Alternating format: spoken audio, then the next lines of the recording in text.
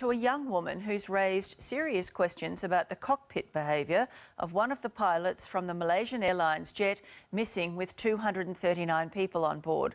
Live now to Elise Elliott with this Current Affair exclusive. Elise? Trace, tonight, a staggering insight into actually what can go wrong on a Malaysian Airlines international flight. Our investigation reveals astounding breaches of security. How on earth did two teen travellers not only get invited inside the cockpit, but stay there for the duration of the flight, from takeoff to, would you believe, landing?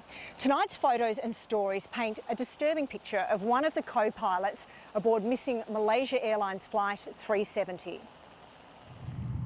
The aircraft was carrying a total of 239 passengers and crew. Throughout the whole flight, they were talking to us. They were actually smoking throughout the flight, which I don't think they're allowed to be doing. And they were taking photos with us in the cockpit while they were flying. I was just completely shocked. I couldn't believe it.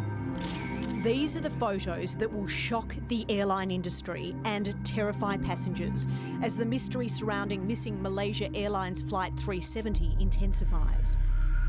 Pictures that reveal an unbelievable insight into lax security on board. I know for the whole time they weren't facing the front of the plane actually flying. Holiday snaps that show on this particular Malaysia Airlines flight how two young, attractive girls were invited into the cockpit for an entire international flight. Were you there for takeoff? Yes, we were. And landing? Yes. Even though the pilots were responsible for possibly hundreds of passengers, it's claimed their focus was on entertaining their teenage guests. Possibly a little bit sleazy. They invited us, or not invited us, they asked us if we couldn't arrange our trip to stay in Kuala Lumpur for a few nighs so that they could take us out. More chilling is the fact this co-pilot, Fareeq Abhamid, is the very same pilot aboard the missing Malaysia Airlines flight. Well, then when I realised that it was the exact same co-pilot, and not only that, but that I had met him and that I'd been in the cockpit with him and that I have photos with him, that was quite shocking. It was just my best friend and I just wanted to get away, so we booked about a 2-week trip to Thailand. We were just in Phuket the whole time, just a holiday. Jonty Ruiz and her girlfriend Jan Marie were having the time of their lives in Thailand. And how would you describe the trip?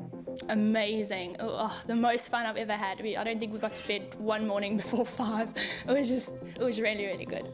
For the pair, the real fun started at Phuket Airport when they were plucked from the boarding queue by the Malaysia Airlines pilots.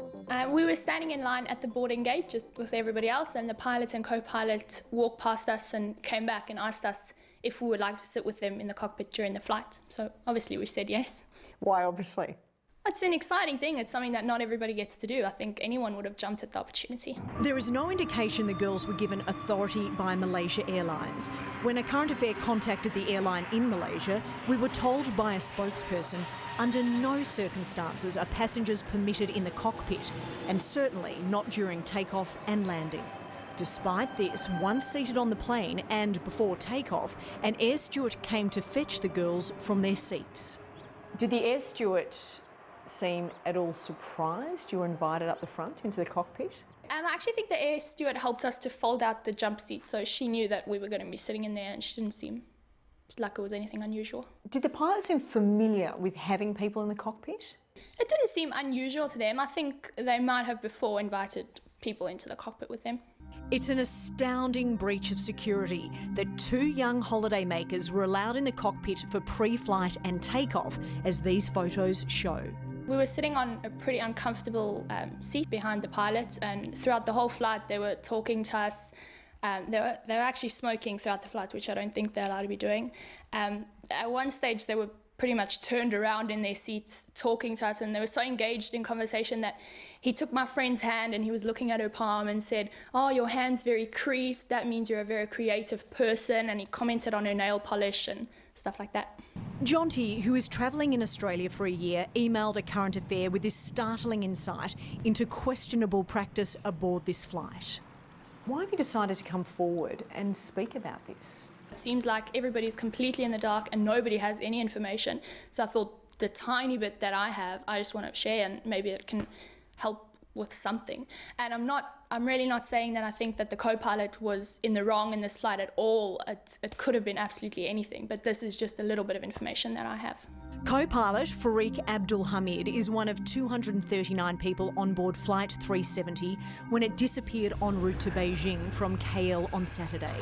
He's 27 years old. His position, first officer with Malaysia Airlines. He joined in 2007. He's racked up 2,763 flying hours.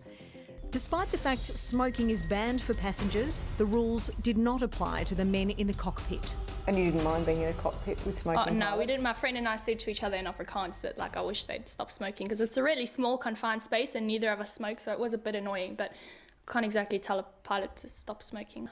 But looking at these photos, it looks like something that maybe should be happening in a bar, not in a cockpit. Did you feel safe? I did feel safe. I don't think there was one instance where I felt threatened or I felt that they didn't know what they were doing. The whole time I felt that they were very friendly, but I felt that they were very competent in what they were doing. So, Jonty, this is Farik Ab Hamid's Facebook page. He had sent you a message, hadn't he, after your flight together? Yeah, just after our flight, he just sent me a friendly message saying, have a safe flight back home. It's over there. Have a safe flight back home with a little smiley. So that was December 14, 2011. How do you feel knowing that the pilot who invited you into the cockpit is the very same pilot who was flying the plane when it disappeared? I thought it was crazy. Immediately I wanted to phone the friend that I was travelling with and tell her about the story, and I was just completely shocked. I couldn't believe it. When I saw all his friends and his family posting on his wall, obviously my heart really broke for them, and my heart broke for all the families and of the passengers. It's a really sad story. And 4 days on, there is still no sign of any wreckage and no clear indication of why flight MH370 disappeared.